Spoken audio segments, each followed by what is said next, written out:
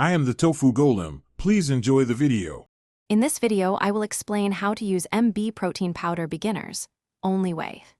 Measure 1 scoop and adjust to your needs, mixing with 8 to 12 ounces of liquid. Use a shaker or blender for smooth texture, and consider milk for extra calories or water for fewer calories. Track daily protein goals in grams, and start with 1 shake a day to assess tolerability before increasing frequency or serving size.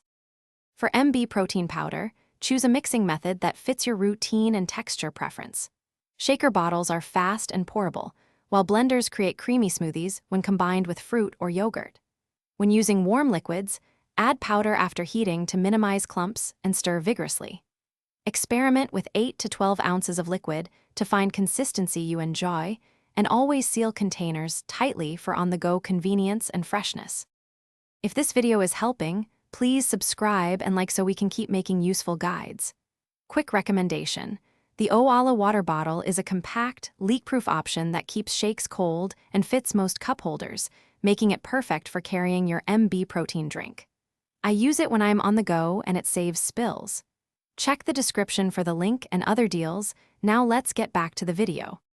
Begin with 1 scoop of MB protein powder daily and monitor how your body responds before increasing servings.